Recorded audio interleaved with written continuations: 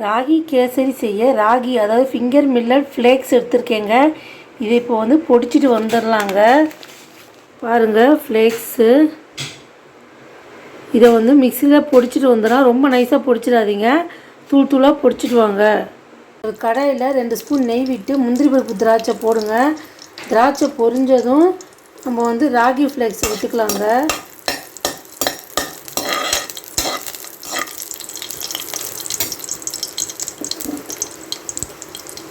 திராட்சை பொரியுதுங்க. இப்போ ராகி ஃப்ளேக்ஸை விட்டு வறுத்துக்கலாங்க.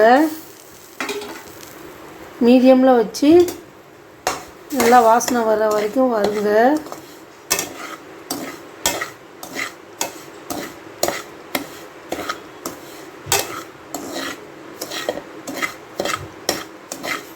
வாசனை வர வரைக்கும் வறுத்துக்கிட்டாச்சுங்க.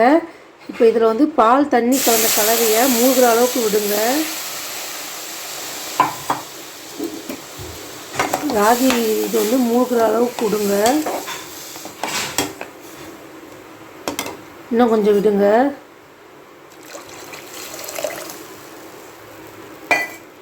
இப்போ நல்லா வெந்து வரட்டுங்க.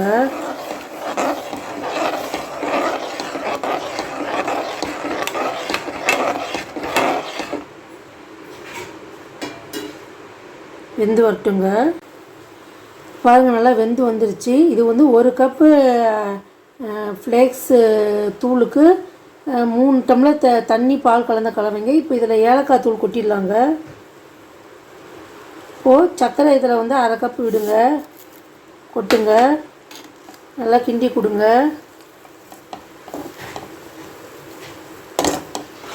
ராகி ஃப்ளேக்ஸ் கேசரி ரெடிங்க. ஃப்ளேக்ஸ் வந்து ஆர்கானிக் ஷாப்பில் கிடைக்குங்க. நான் இதை ஆன்லைனில் ஆர்டர் பண்ணி வாங்கினேன். இது வந்து பார்த்திங்கன்னா நல்லா இருக்குங்க. பாருங்கள் ஸ்ட்ரக்சர் எப்படி இருக்குன்னு. அல்வா மாதிரியும் இருக்கும், கேசரி மாதிரியும் இருக்குங்க. இது சத்யநாராயண பிரசாதமாக இன்றைக்கி நான் இதை செஞ்சுருக்கேங்க, ராகி கேசரி. லைக் பண்ணுங்கள், ஷேர் பண்ணுங்கள், சப்ஸ்கிரைப் பண்ணுங்கள். Pushpa's corner YouTube channel.